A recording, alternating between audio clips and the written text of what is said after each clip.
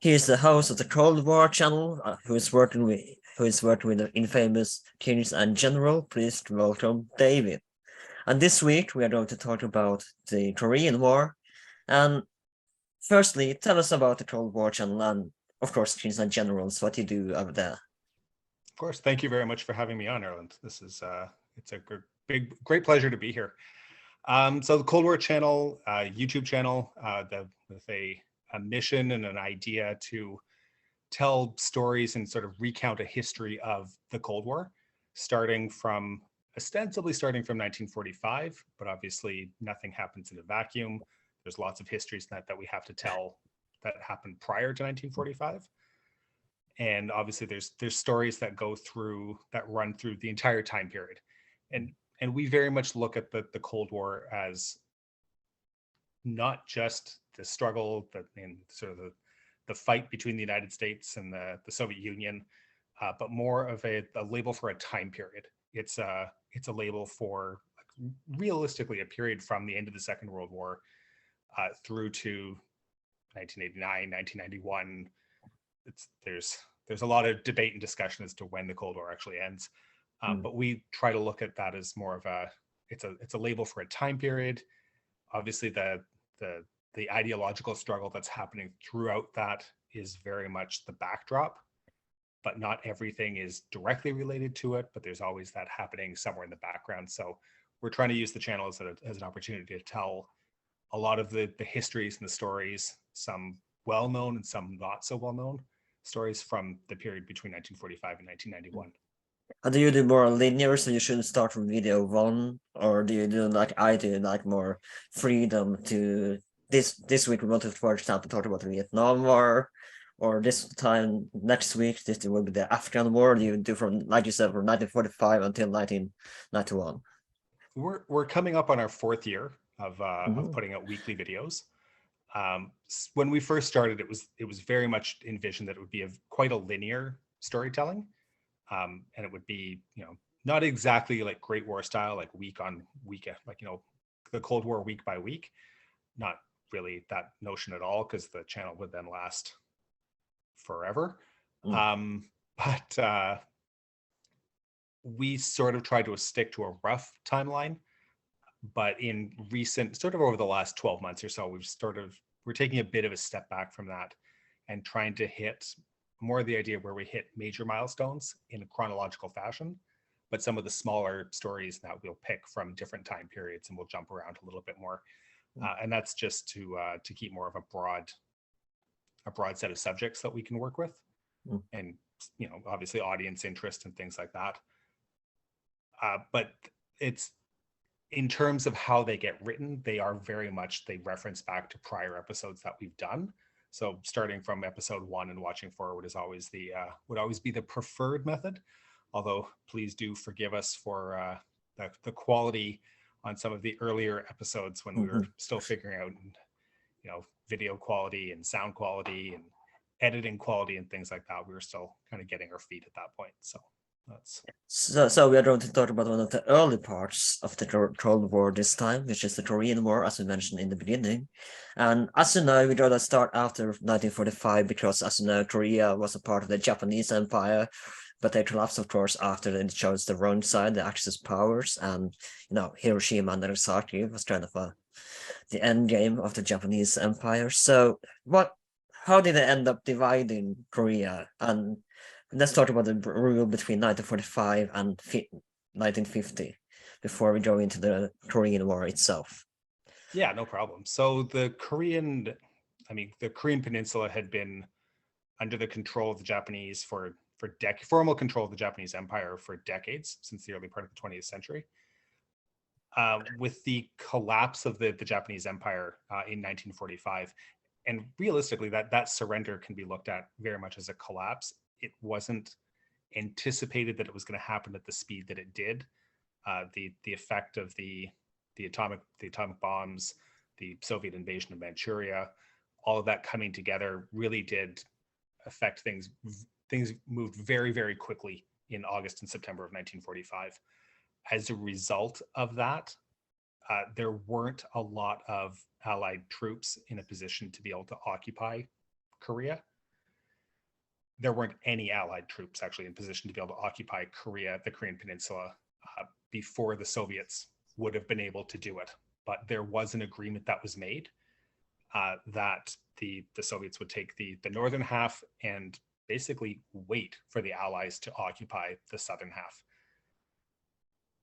There's a lot of discussion, there's a lot of conversation that happened around exactly why Stalin agreed to that as opposed to just taking it, but he did make that agreement. Believe it or not, and a lot of people don't believe this, but the history does uphold it. The Soviet Union was a legalistic state. When they made an agreement, it was always stick to the letter of the law, maybe not the spirit of the law, but to the letter of the law. So when they make that agreement, they were going to follow through with it. Immediately following, as the Soviets were occupying the northern half of the peninsula to the 38th parallel,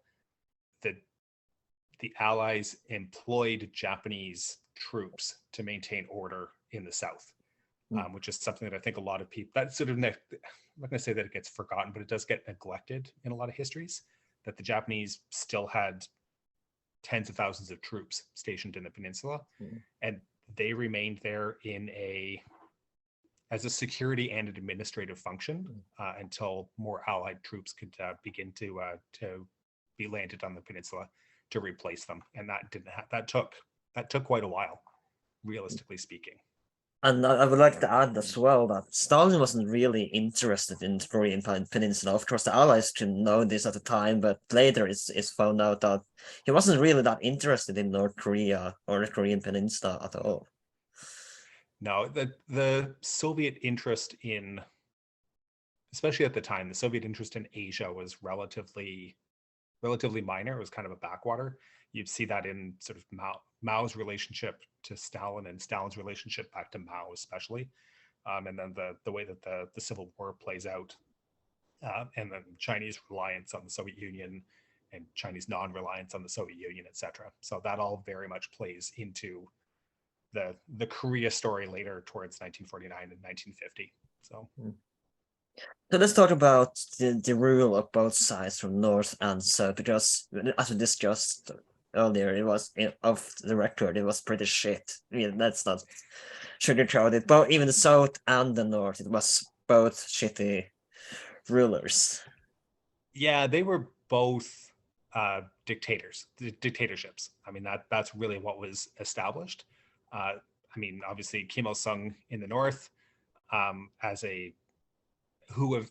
Il-sung took control over the space of a couple of years. It was very much that's Sovietization process that was seen in Eastern Europe was in a lot of ways, I'm not going to say necessarily exactly replicated, but there was certainly replication of the ideas of there's a triumvirate of power, and then they sort of get picked off and one person emerges victorious, and using rigged elections and using secret police and leveraging relationships from abroad to assume those powers.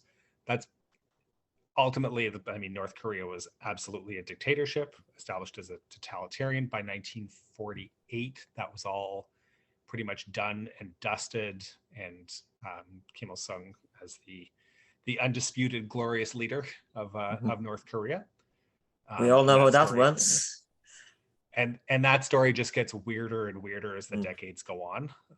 With it's a communist dictatorship that's hereditary. Anyways, that's a hereditary communist dictatorship, if you can believe that. And things move away from communism, like the actual fundamentals of communism, like talking Lenin, Marxism. Things move away from that in North Korea at a remarkable speed in a lot of ways. But I think what a lot of people forget, and what you've mentioned here, is that the South actually had a fairly crap form of government as well.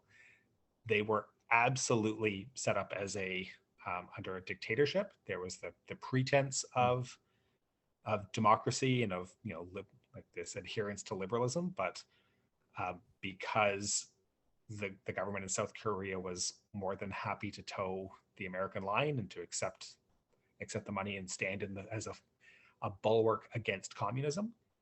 then it was perfectly fine that they were essentially a more right-leaning totalitarian dictatorship. No, I believe, and I would like to add this, in the final fall of the British Empire by Pierce Brandon, and I believe it's relevant here as well, is that you have to remember that they've been under brutal Japanese dictatorship for decades, as you mentioned. So it's kind of fair to assume that that's kind of what they emulated. The rule on like African colonies, as you see today, has as well brutal dictatorships, a lot of them, and they emulated it just after what British rule was like. So I believe that's kind of what we saw with the Japanese, sorry, the Korean peninsula as well, that they just emulated basically what the Japanese had done. Would you agree, or would you?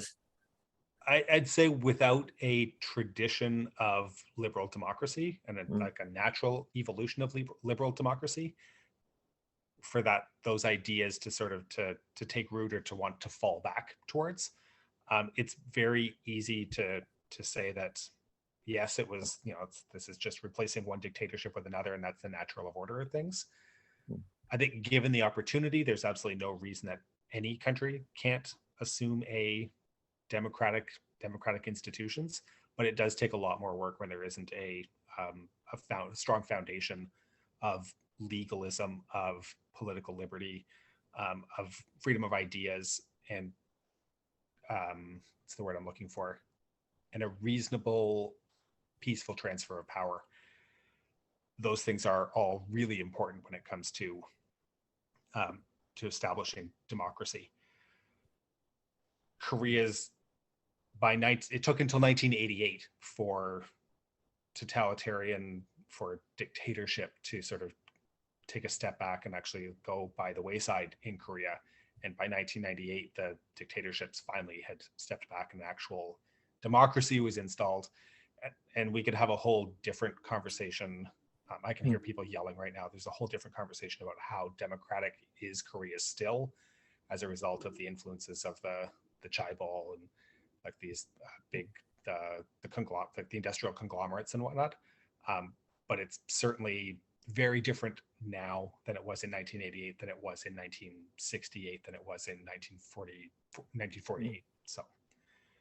So let's talk about the crossing of the 38th parallel of North Korea. What made them think that this was a good idea? We're gonna cross and take over the peninsula as a whole. We're gonna unite Korea again.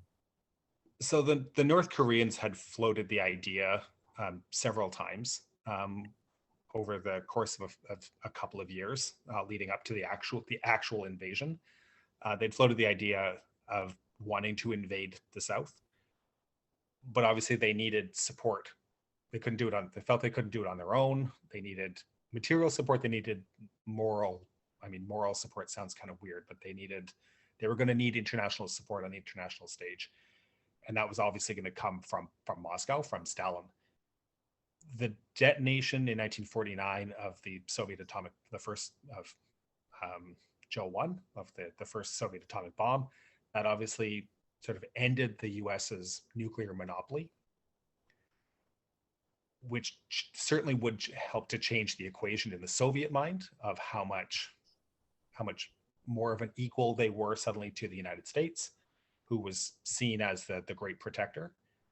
There had been statements, however, from the US suggesting that they weren't interested at all in Korea. They didn't see it as any kind of a hotspot. They didn't see it as there was no threat. It was literally a backwater at the State Department. Asia as a whole was a backwater and a place where people who were unpopular with the current administration would sort of be shunted off to, and that's where they would sort of be stuck.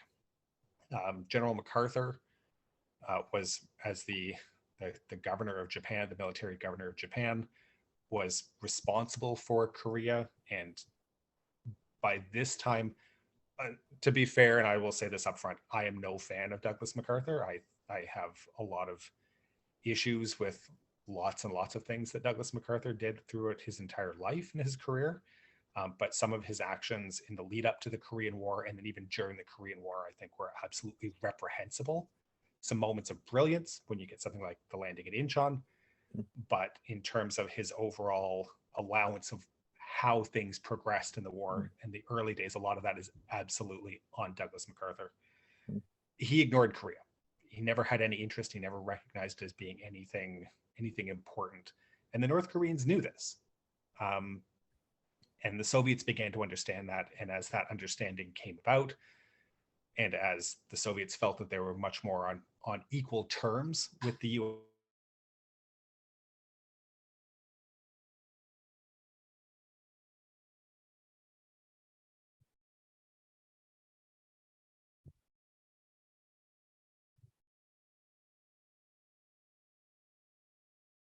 that Stalin makes this decision that he's going to okay and accept an invasion of South Korea on the condition that Kim Il-sung recognized that no direct Soviet military support would be provided.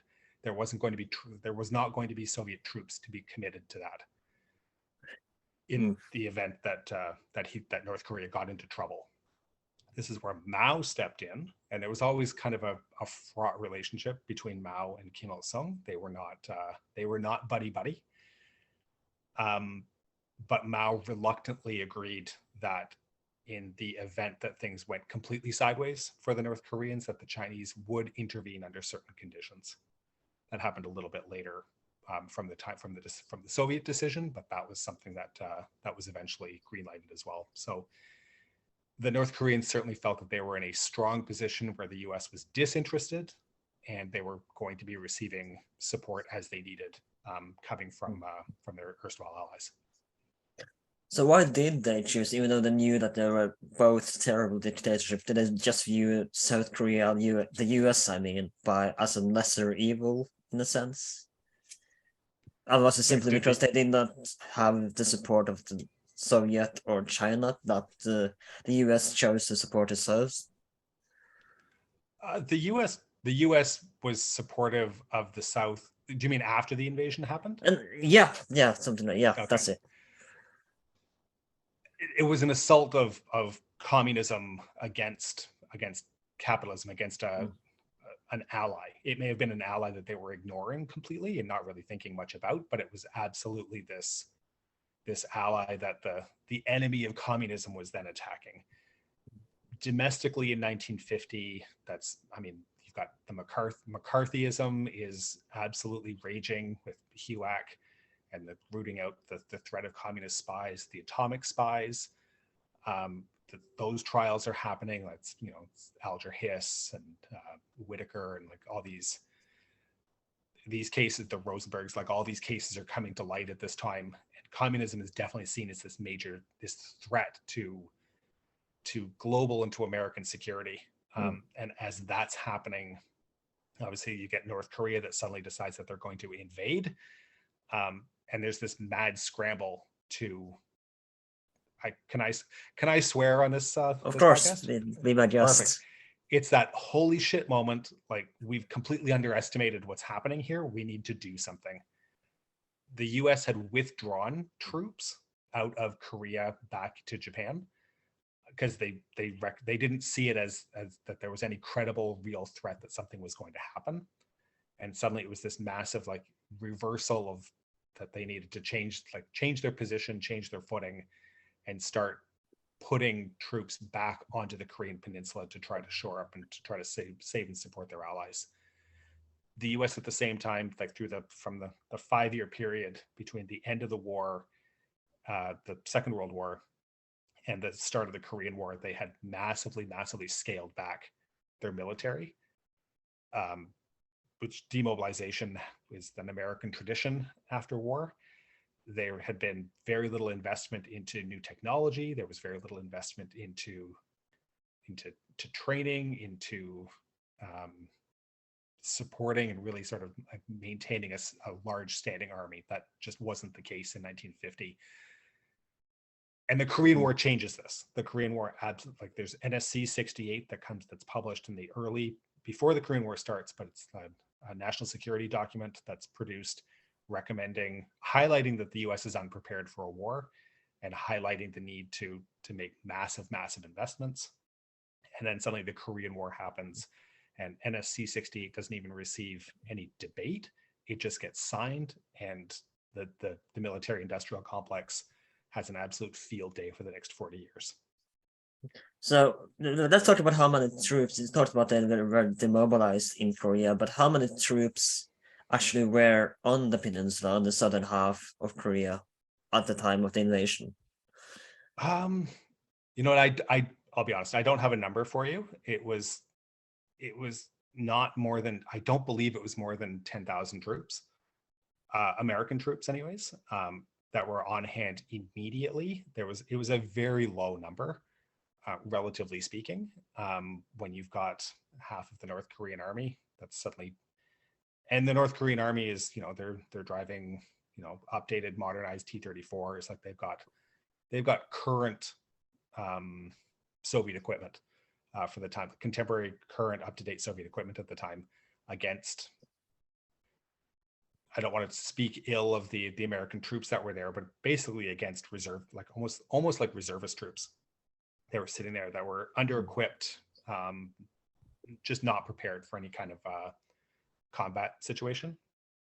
And the South Korean army was certainly present, but the South Korean army was not going to be an effective fighting force in the state that it was at that point. They were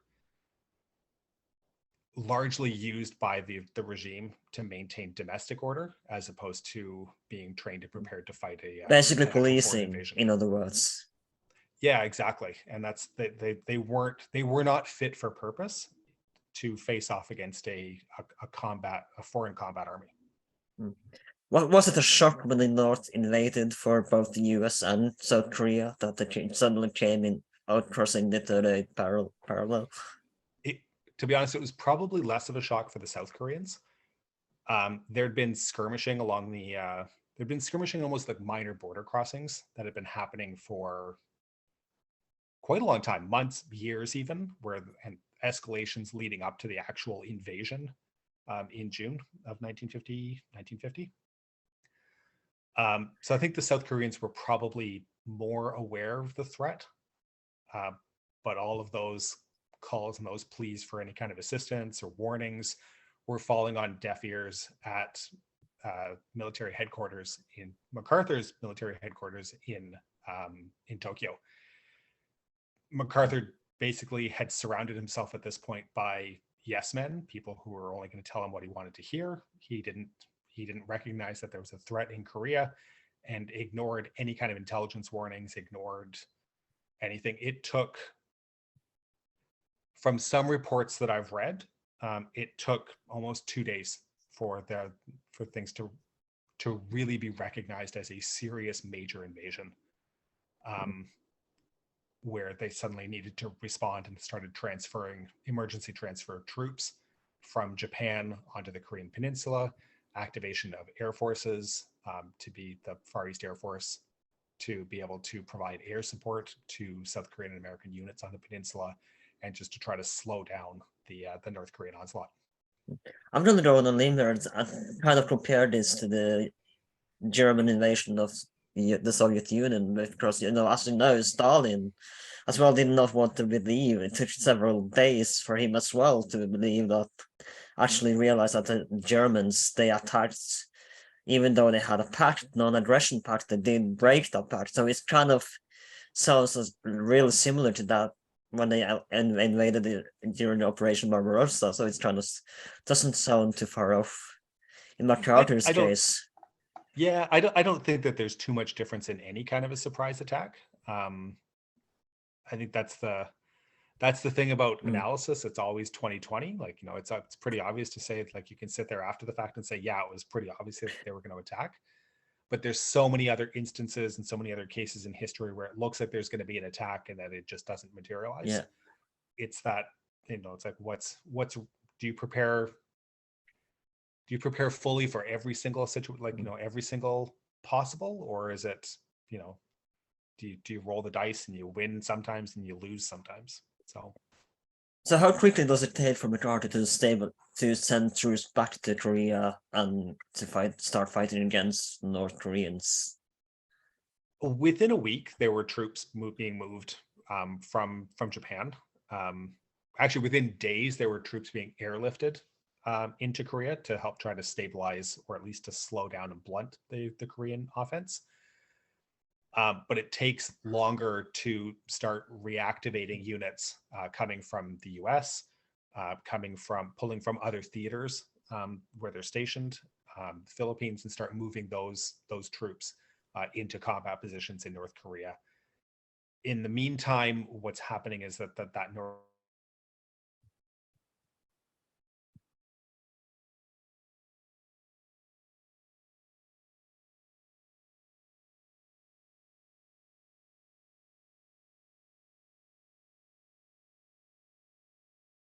Peninsula. And that's Busan is it's one of the major ports. It is the major port. If the Allies, the US, the South Koreans, if they were to lose Busan, that's their major resupply port. That's their major inlet ingress point into the peninsula. So that was what the North Koreans was aiming for, the port.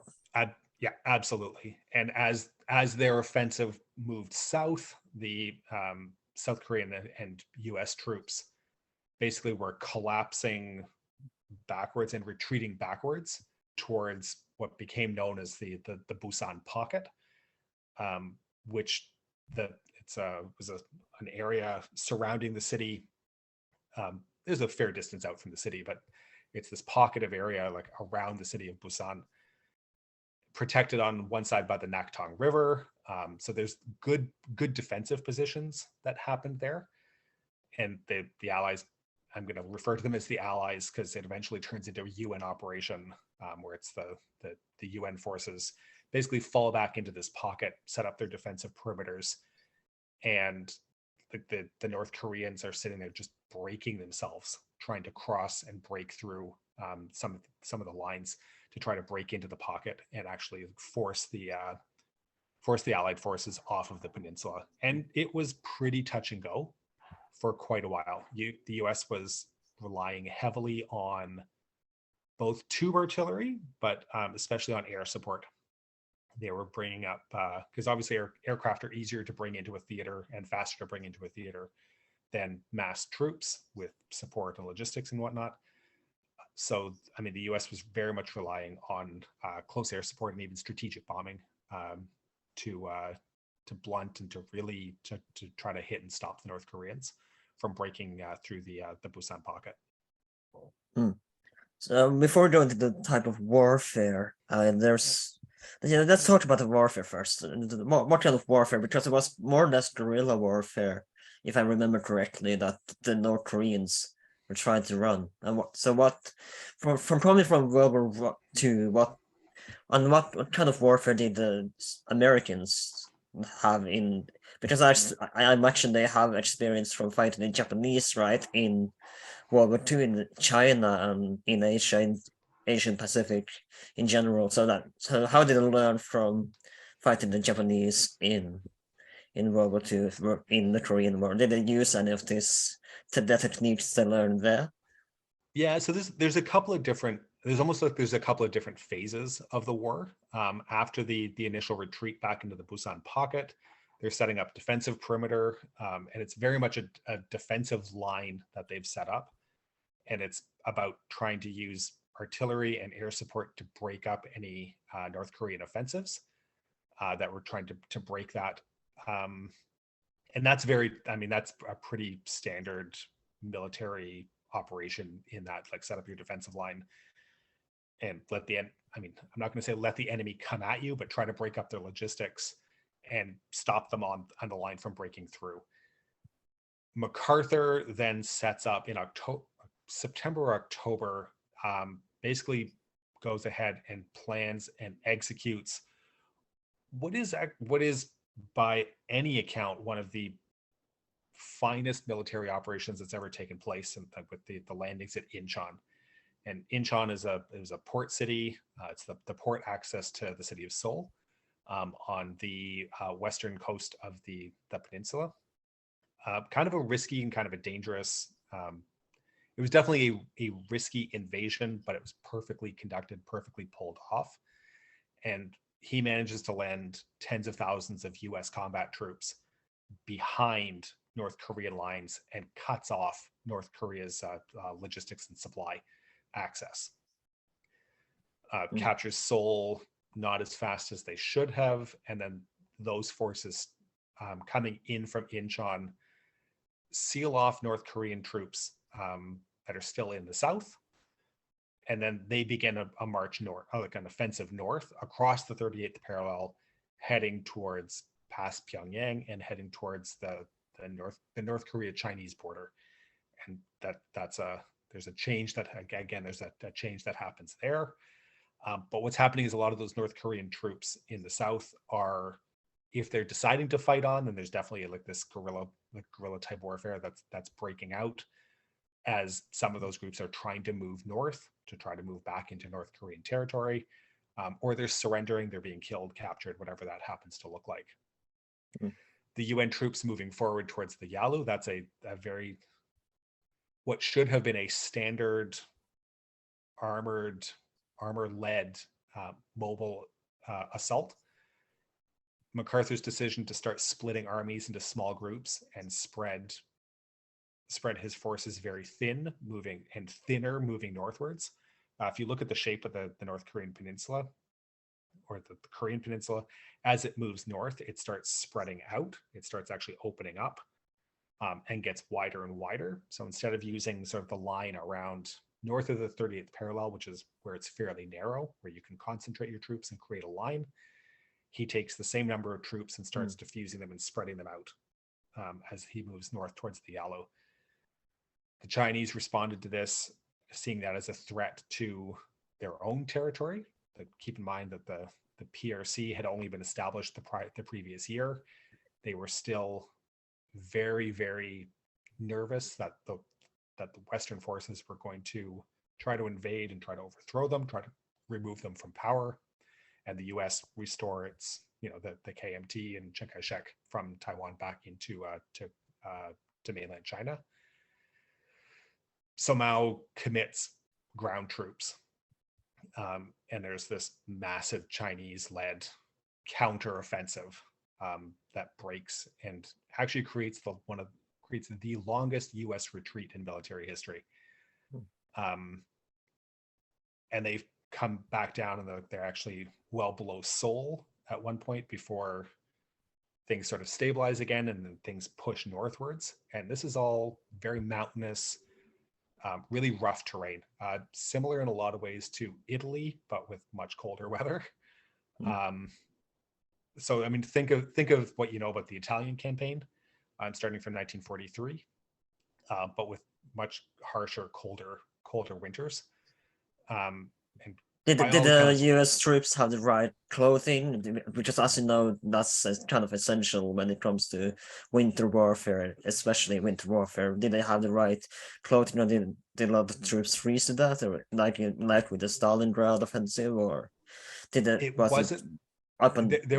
There was definitely an equipment issue, and a logistics and supply provisions issue that happened in the initial, like from the assault stemming from the landings at Incheon up to the retreat from the Yalu. A lot of those troops were still wearing not necessarily summer weight, but they did not have were not fully outfitted with winter kit. So there was definitely it's not, I wouldn't put it at the same proportions as something like Stalingrad or Napoleon's. I mean, just to have something to compare with, No, absolutely. I think there is a comparison to be made. I don't think it's the same degree, of course, that Stalingrad or Napoleon's retreat from Moscow or anything like that. But certainly there were quite a number of UN and US troops that weren't outfitted properly for the weather in Korea. Well, was it the same case for the North Koreans? Were they better equipped, or did they have the same issue there? The Chinese were better equipped. The Chinese never had Chinese equipment. Chinese equipment was always rudimentary. Like, it wasn't. The U.S. way of war is very much, outfit and make sure your soldiers are as much as possible are kitted properly, that they have the best equipment that they can have, et cetera, et cetera. The Chinese were relying on burp guns, like, you know, these like rudimentary, like, I'm not going to say homemade guns, but very simple weapons, padded quilted jackets, rubber-soled shoes. Like, it was pretty basic and pretty rudimentary levels of equipment. But that's how they had been fighting through the Chinese Civil War. That was very much a lot of the equipment and what they were used to operating with.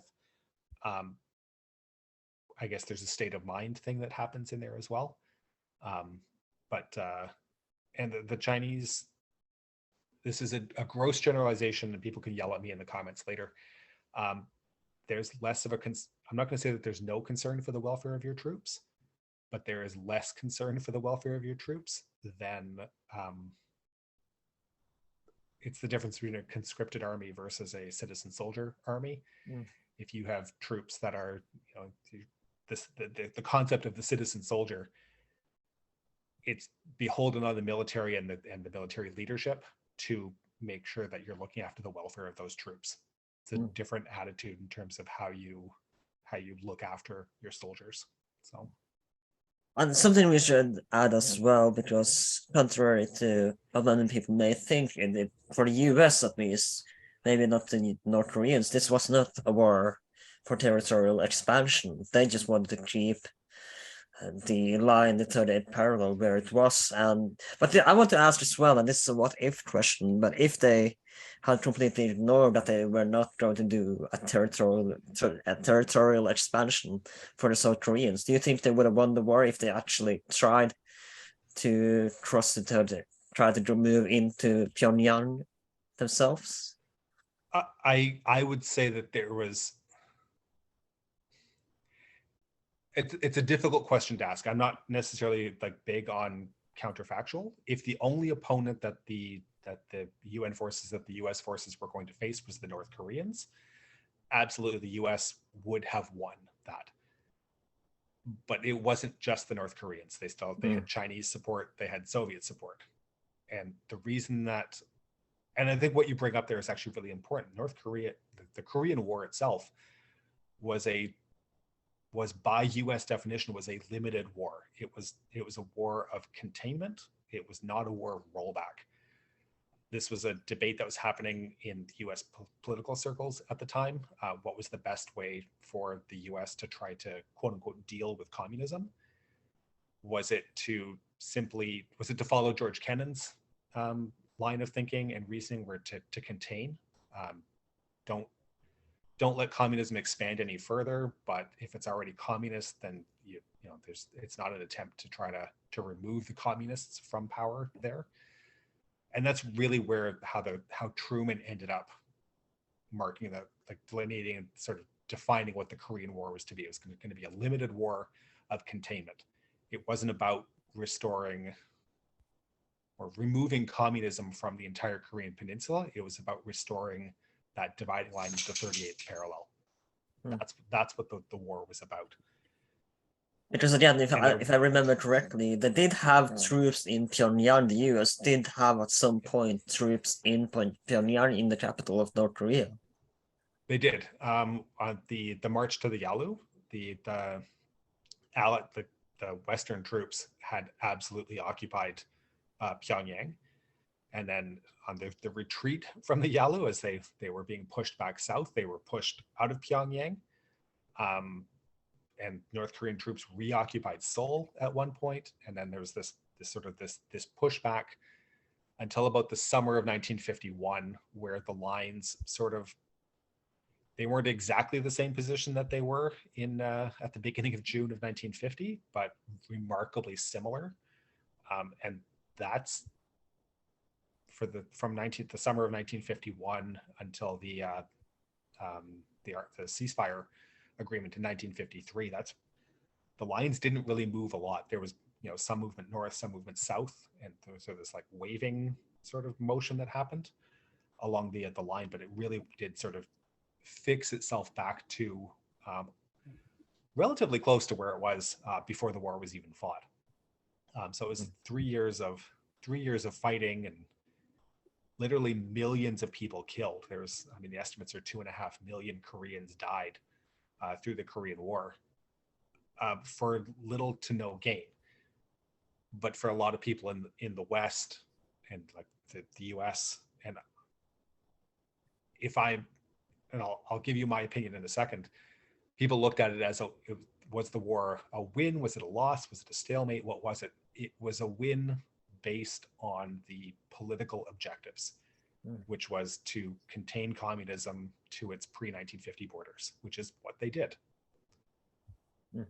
Massive loss, but it was a quote unquote, it was a win. The US never committed, they committed a lot of resources to it, but they never committed their full weight and commitment to it, to the Korean War. It was always this thing that was happening somewhere else that nobody wanted to go to because it could be a pretty shitty place to serve. Yeah, it was, I mean, there's a reason that people call it the Forgotten War. It never received a lot of the attention that it probably deserves, and that I seem to be spending more of my time looking at and thinking about and trying to, talk to people about and get people to think about the effect that Korea had. So. And I want to talk about this because, as you know, the Vietnam War was heavily, and people were heavily against the Vietnam War. You got hundreds, maybe thousands, even films about the Vietnam for Forrest Gump to mention just one movie about the Vietnam War. Here, for example, and what do you think made the Vietnam War so much more popular in pop culture and versus the Korean War? Like you said, it's a forgotten war, more or less. It's an interesting question. I think because there's Vietnam, almost no movies about Korean War, as far as I know, that anyone talks about. Like people still talk about, as I said, Forrest Gump, or which is very much a Vietnam War. I would say kind of, but there's still been movies made set in the Vietnam War, but maybe not so many. But there's almost nothing about Korean War. I think one of the big things with Vietnam was versus Korea was the presence of independent media.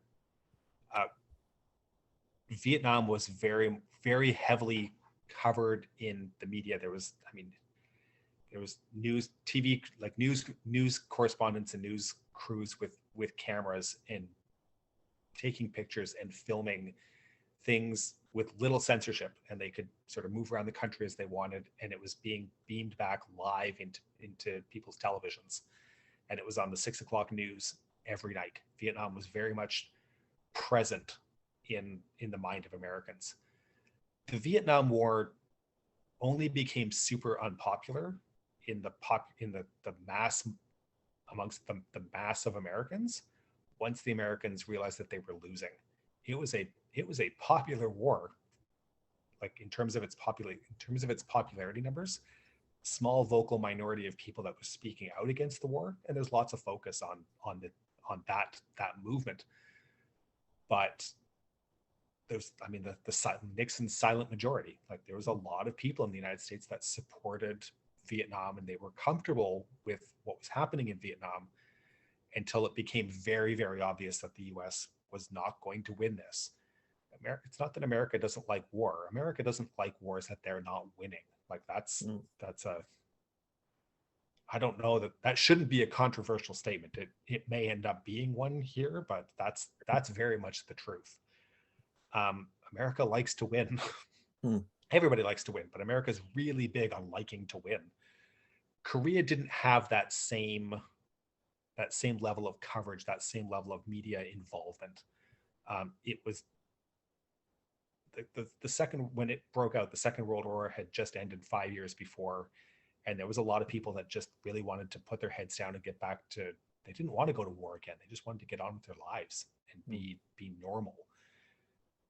Nobody cared about Korea, this this place that nobody had ever heard of, that was halfway around the world, and spoke not to bring up, well, racism certainly plays an impact into this as well. These were Asians that it's like didn't spoke a funny language and ate bad food, and et cetera, et cetera. I love Korean food. I think it's delicious, for the record. Um, but it's, I mean, that's very much the was this difference in attitudes. It's interesting that you talk about the media. I mean, probably one of the most famous pieces of mass media out there about the Korean War is it was the movie and then the TV show MASH. It was a book, but it was MASH. And even MASH wasn't a TV show or a movie. Really, it was set in Korea, but realistically, it was about the Vietnam War. It was a subtle, undercover way of, basically giving a commentary on American involvement in Vietnam without it being directly about Vietnam. So even the most famous piece of, global media that's really out there in English, about Korea isn't even about Korea. So I think it certainly earns the title of Forgotten War. So let's start before going to more back to the Korean War again, and let's talk about the recruitment of troops for the US side, because they need the recruitments, and because guerrilla warfare is not easy to fight against when you're a regular, quote unquote, regular army that's used to fight, different kind of warfare. So how many veterans from the World War II? Because as we said, it was just 5 years after World War II, so there was still some veterans. And I remember reading this book about the Korean War, where there's one veteran from World War II who just came back to the US and he didn't have anything to do. He couldn't settle down, and then along came the Korean War and he signed up almost immediately.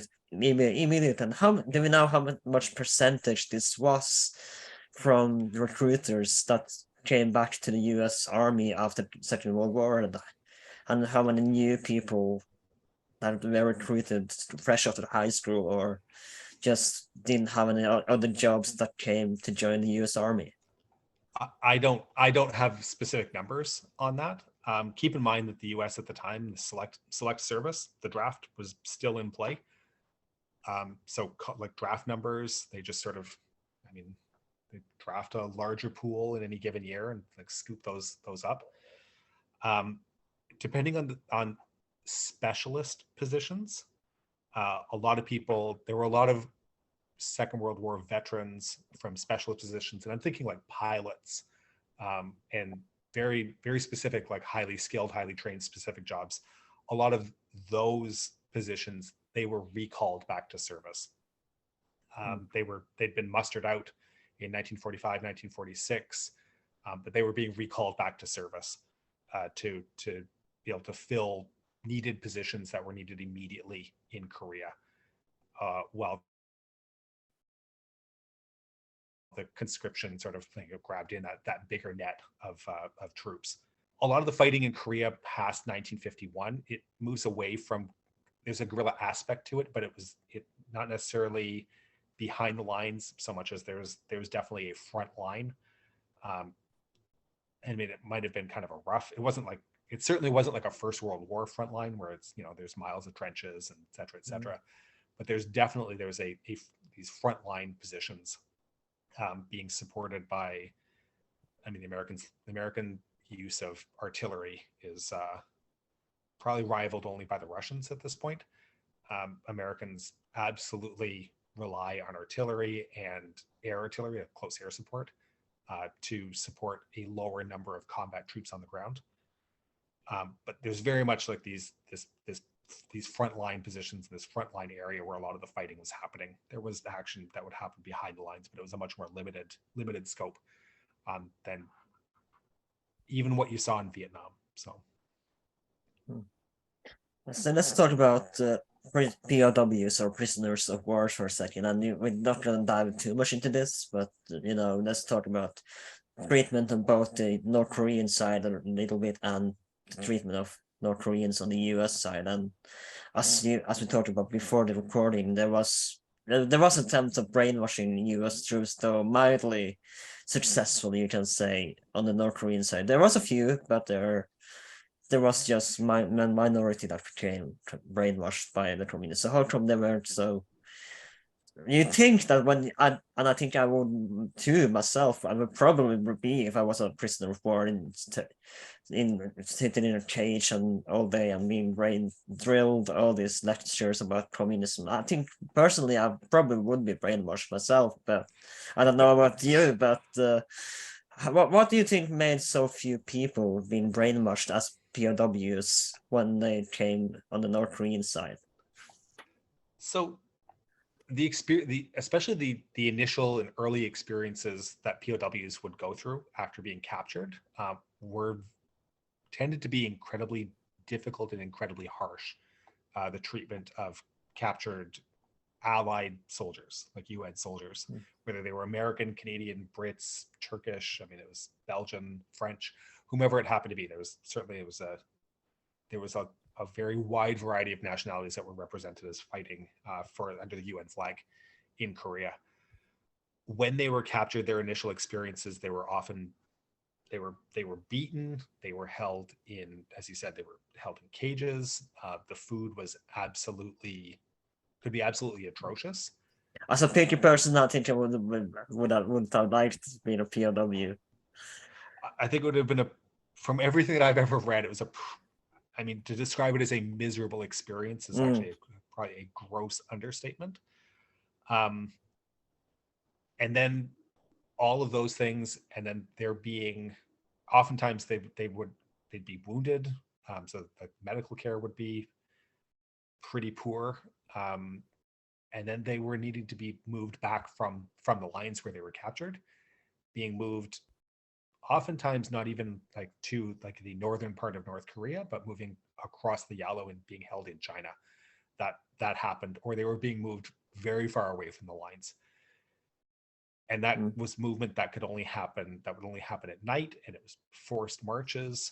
So those early experiences would have been incredibly brutal, which certainly isn't going to, it wouldn't endear me certainly to my captors. You wouldn't get a good Yelp review if you were a prisoner of war. Yeah, exactly. Like, 0 out of 5 stars. Yeah. wouldn't recommend. That's no. No, absolutely. Once prisoners had been moved back into camp facilities, it's not like their living standards got better. They were still being held in cages. There was still, there could be random beatings. There would be these indoctrination sessions, but it's one of those things that, I mean, you can sit and be lectured about, the glories of communism, the glories of Marxism, and the plight of the working people, all these things. If you're not receptive to it, it doesn't matter how many lectures you get and how many beatings you get, you're not going to be receptive to it. There were people that absolutely, that were, I won't even use the word brainwashed, but they bought into the idea. But they were likely people that could have bought into the idea back home without being held in a cage, without being beaten, without, it's a lot of that, like, it's your personal experiences growing up and your personal experiences before you get to where you are that influence your political beliefs, your social beliefs, all those things. It was, to me, it's certainly not a question of, were these people tricked into believing the North Korean message. I don't think they were tricked into anything. They were probably people that would have been susceptible to believing the message at home versus abroad, wherever. So the concept of brainwashing is, we've done some episodes on this, talking about like things like Project MK Ultra. It was a CIA project. The concept of brainwashing has been proven to be not possible. The idea of wiping out somebody's belief system and then replacing them with something new, something different, like there's that, and whether that's done through beatings and being held in a cage, or it's like 16 days of taking acid and being given lectures on weird things.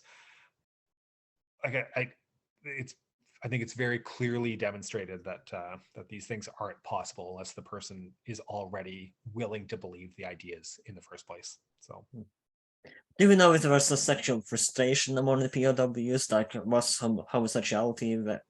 Because according to the book I read, it seemed to be very little homosexuality in the POWs, even though there may have been sexual frustration. I've never read anything on this personally. My initial impression would be that I'm sure there would be natural sexual frustrations and all those things that happen because we're all human and we all experience and suffer through that at some point in our lives, probably. Some of us don't, some of us do, whatever. But I think that's very natural. In terms of were there opportunities? Maybe, probably. I really don't know. I'm sure the guards and the camps would have not been approving of it. And even if those things did happen, no one was going to be talking about that when they came home anyways. The early 1950s in the West, certainly in the English language, not very world, LGBTQ friendly. Not in the slightest. That's so no one, even if something like that had occurred, no one was going to be particularly paying it spending a lot of time talking about it, discussing that, because that wasn't right or proper.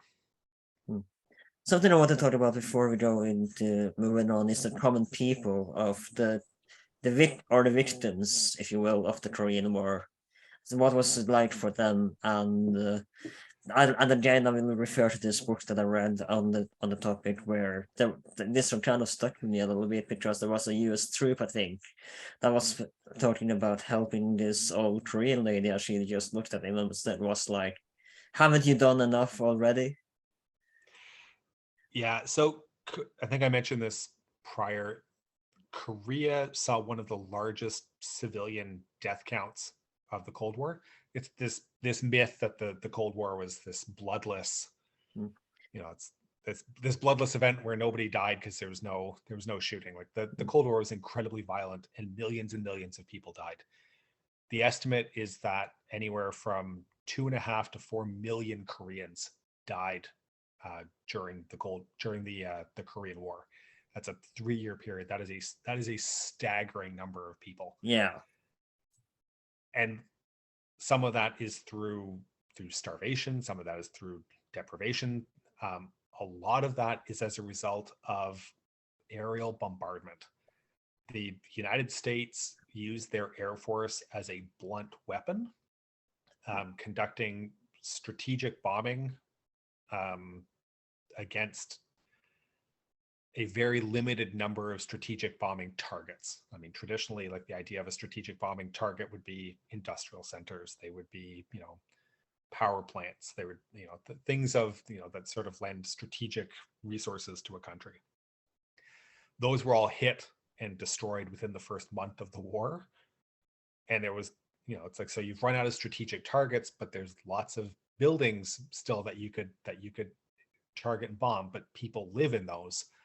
But there's this need that people, like, the forces need to be seen doing something.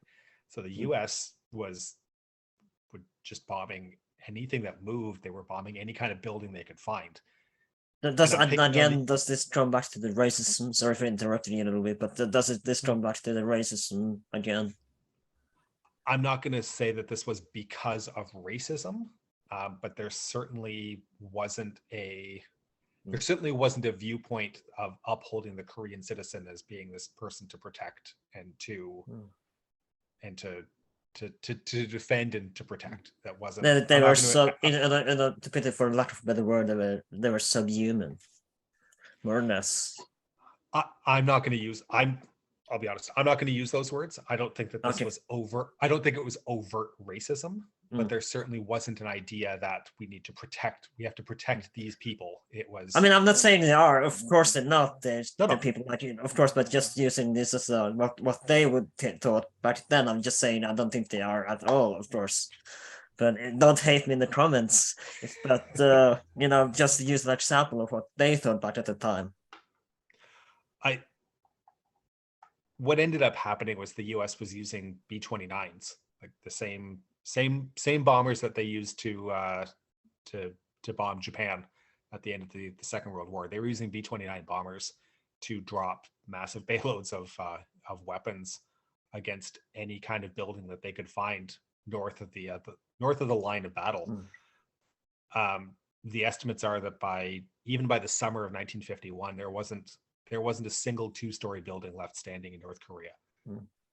Everything had just been hit, and there was another 2 years of that type of action that happened beyond that, where the US was using strategic bombers to attack anything and everything that they could, simply to show that they were doing something. This is how they were prosecuting the war.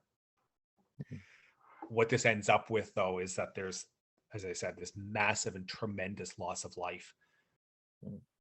And it really, like, it's one of the, I think it's a tragedy that more people don't know and aren't familiar with the type of loss, the type of death toll that happened during the Korean War.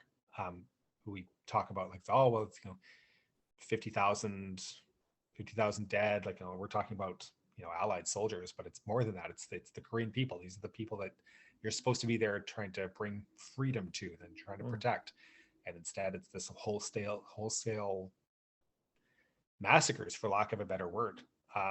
Really very brutal, incredibly brutal experience for the Korean people, and it's remembered as a tragedy.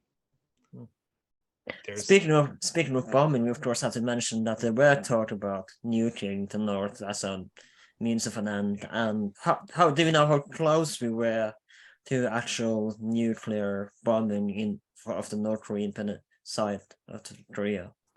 So, at the beginning of the war, in the early 1951, before Macarthur was relieved of duty, there was a strong movement being pushed by Macarthur to drop nuclear weapons on China, as China was sort of seen as the staging ground for a lot of the North Korean. It was a retreat that the North Korean troops could move back to. It was the staging ground for the Chinese soldiers moving into Korea. There was a desire from Macarthur to nuke chunks of Manchuria, and basically knock China out of the war that way. The way that he went about advocating for that ended up with his being relieved of command, because he was ordered not to talk about specific things by the president. He ignored that. It was a clear violation of the chain of command. He got turfed. The decision had been made that no nuclear weapons, because there was a fear of drawing the Soviet Union into a general European war. That if you used nuclear weapons in Asia, then the Soviets would have no choice but to respond. And the Soviets weren't going to respond in Asia; they were going to respond in Germany, and that was a war that nobody wanted to fight. So the idea of using nuclear weapons in 1951 had been floated. It had some traction with certain groups, but was quickly shelved, and ended up in wide chain of command, or chain of command. My apologies. 1953, as Eisenhower has come into, he's been elected, replaced Truman. Eisenhower actually reintroduced the idea of the possibility of nuclear weapons. And he did it in such a way that he made the suggestions to the Soviets that he was considering the use of nuclear weapons. But of course, Stalin had died in March, and it was new leadership that this idea was being floated to, and it was a far less aggressive leadership. It wasn't Khrushchev in sole control at that point. It was still that power struggle between Malenkov and Khrushchev and Beria and those guys was still happening, but it was a much softer line that was in control in Beijing, in Moscow. Beijing didn't have nuclear weapons at this point. And Eisenhower's concept and sort of his idea to reintroduce the threat of nuclear weapons is actually started to what steer things towards the actual signing of the armistice later on in 1953. And of course, I do plan to cover the Vietnam War as well later, but it is worth. I think it's worth bringing up that even during the Vietnam War as well, there was talk about bombing, nuking, sorry, North Vietnam, as kind of same as in Korea. Yeah, interestingly, the use of American use of nuclear weapons was actually considered in 1954 to support the French while they were having their asses handed to them at Dien Bien Phu. There was consideration of the U.S. providing nuclear support, which was shelved again for the fear of creating a wider nuclear conflict. And those ideas were reintroduced again during Vietnam, and again it was always the same story. If we start using nuclear weapons, if you use one, then there's a response, and it just sort of turns into, there was very little scope or vision to be able to see how a nuclear limited conflict could happen without it escalating and expanding into a much wider conflict. I think we can all be fortunate that didn't happen. And I mean, I'm an old man at this point. I'm 45. I remember the 80s, and I remember the sort of that feeling of living under the nuclear umbrella, and the idea that something goes wrong and somebody presses the proverbial button, and we all go bye-bye. I remember that still vividly from as a kid. That was very real, and I think we've all been blessed that the last 30 years we haven't had to experience that feeling. I mean, to derail a little bit again from the Korean War, we're kind of back in, though it's not a war of ideology, and we spoke about this before, that we're kind of back in a new Cold War with Russia at this point. I would say that there is this kind of fear again. It's coming back now with the Ukrainian war, I would say. Yeah, I get this question periodically through the channel. Like, are we back into a Cold War? Is this just the continuation? I mean, yay, more content for you guys. That's the Cold War channel on YouTube. Come check us out. More content. Yeah, great.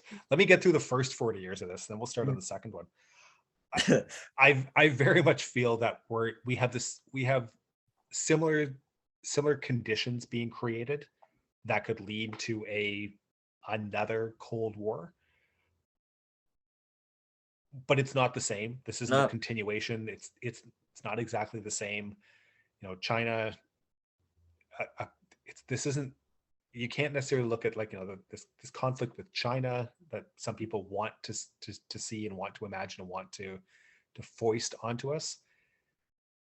As long as there's this economic interdependence between the West and China and other parts of the world, then a Cold War doesn't exist. If those economic ties are severed, and if they're severely limited, whatever that happens to look like, then yes, I could certainly see China as being part of that. Is a Cold War sort of shaping up with Russia? That's a much closer parallel, I think, to that. But again, there's conditions that are lacking there, in that Russia isn't the power. Russia is clearly not the powerhouse that it was when it was in the form of the Soviet Union. Like it isn't this. It's still a threat. It still very much is a threat with Putin at the helm. I would say I don't know, but to me, it's very much a threat, at least still. He's absolutely a threat. I think any nation that has nuclear weapons is a threat, and I'm going to say that as any nation that has nuclear weapons is potentially a threat. Putin, Russia, doesn't have the ability to project strong power beyond his own borders. He's struggling. Russia is struggling to project into its immediate neighbors, and that's militarily into Ukraine, politically into like some of the former Soviet republics, like Central Asia. The Central Asian republics, which have traditionally been, like for the last 30 years, have been allies or at least friendly to Moscow, they're pushing back. Russia doesn't have the same, certainly doesn't have the same international clout that it once had. So let's go back and the Korean War for now. We talked about change of presidency and how did this affect and how did they come to the truce? Because it still kind of is a truce, if I remember correctly. They never actually negotiated a peace. It must be one of the longest running truces in at least modern history, as far as I know.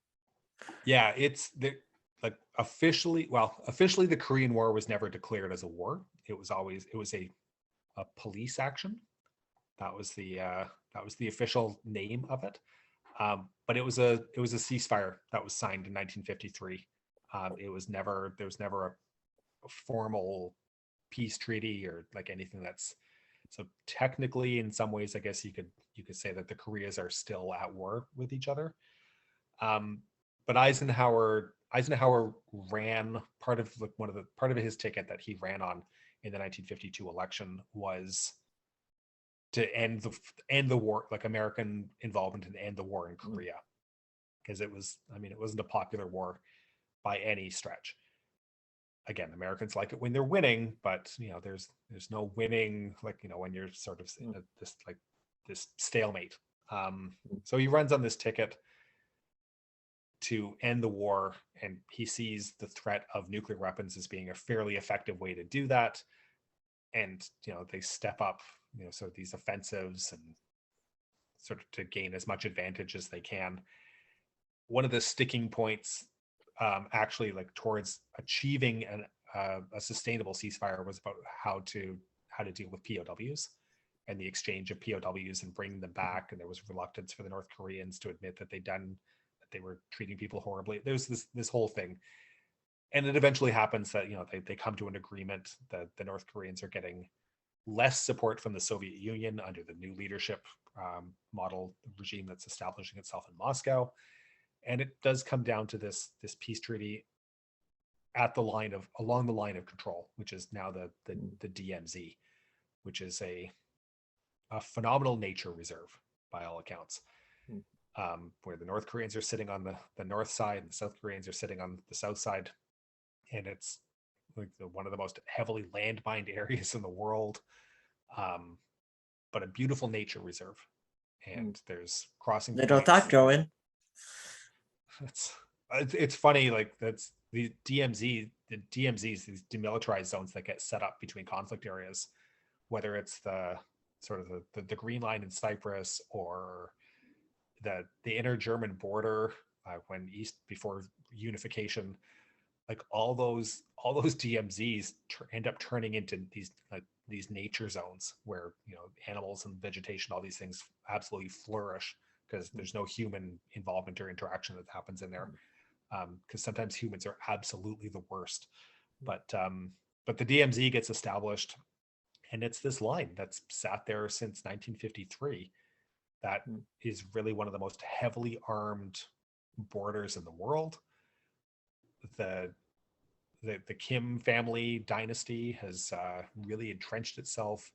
They've moved away from reliance, or tried to, as much as possible, tried to move away from reliance on China and the Soviet Union / Russia to stand on their own, like a very autarkic regime run by this Juche is the philosophy, and that is a weird, strange, mind-bending philosophy that, if you're interested, like go read up on Juche. It's there's some strange things out there, and that's one of them in my opinion. But no, it's then the Korean War, it sits there as continues to be one of the world's potential flashpoints. That's World War III could potentially come from Korea. We don't know that. That's definitely a spot of concern. And every time that sort of the North Koreans provocate and they'll do something, they'll fire a missile, they'll Yeah, get an incident in the DMZ. I don't remember when this was, but BBC released news on Japan where there is North Korea, launch a missile. And the Japanese are almost used to this at the point where they launch missile test over Japan is just to provoke the Japanese in a sense, in the way I look at it, that they do this missile drills, but they fire and they end up coming over Japanese territory. Yeah. Since the establishment of North Korea as a nuclear power, North Korea's invested an awful lot of resources into building a ballistic missile program. And conceivably, they have missiles that could strike U.S. facilities like in Guam, in Hawaii. There's reports that they've got missiles that could actually hit the west coast of the United States. But South Korea is certainly obviously well within that. But Japan, Taiwan, there's industrial centers across Asia that the world relies on that are easily within range of North Korean weapons. I think there's a lot of fear of destabilization happening in North Korea as a result of that. Just the absolute global catastrophic damage that could happen. Not to mention, obviously, the loss of lives, but there's a fairly severe global impact if North Korea ever decides to press the button. So.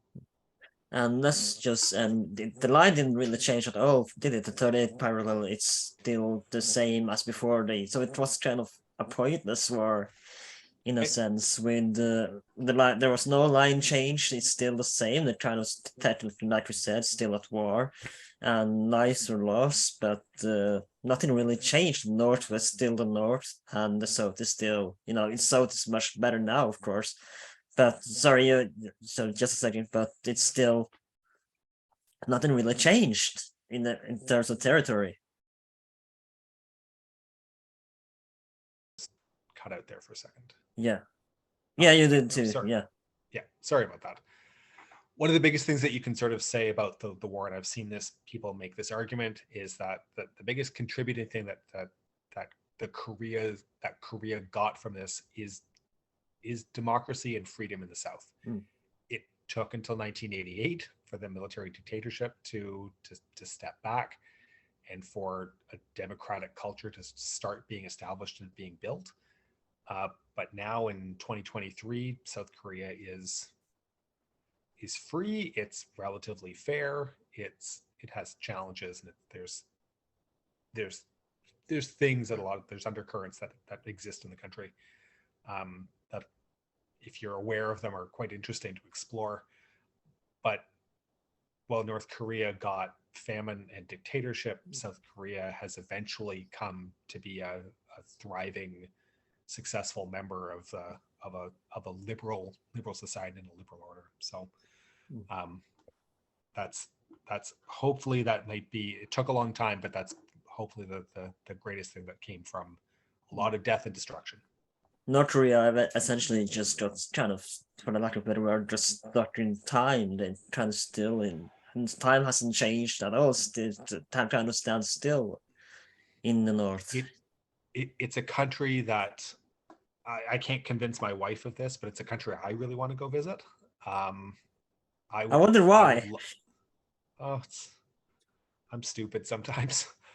I would love to see it. Like, I think it's one of those, and I understand that the nature of the regime, and I understand a lot of that it really is a terrible place to go, but it's one of those places, it's a terrible place to support. But if one thing that 45 years on the planet has taught me is that people are people, and people are, by their nature, can be very good and very kind on their own terms. And I think that I would like to see a society that's, it's not frozen in time, but it's frozen in this weird, strange place in history. And it won't last forever. It will change. How that happens, when that happens, I don't know. But I would love to see that right now. I think that's a great message, and let's end it there. And before we go, do you have anything you want to promote? Any social media where people might find you? A link in the description you want me to put? You know what? The Cold War channel on YouTube. Come check us out. We've been on the air for about 4 years now, and we're finally hitting the early 1960s in terms of our rough chronology.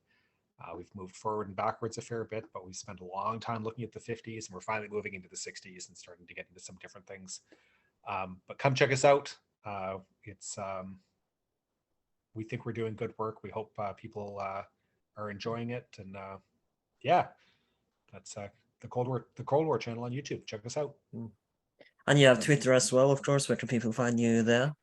I do have Twitter, but I'll be honest, I try to keep that Twitter to just myself. So fair enough. That's the Twitter's for Twitter, and all of its disgustingness is for me, and is less for the public audience. So fair enough. My name is Alan. This has been H12. We are available on YouTube, Spotify, Apple Podcasts, wherever you can find podcasts. We are also on Twitter as well, under H12. And you can find us on Instagram under H12. Make sure to follow us there. If you are on Apple Podcasts, consider writing a review if you like this episode. And also check out some other episodes we made. You're probably going to find something you like, I hope. Please like, share, and subscribe. And I'll see you next time.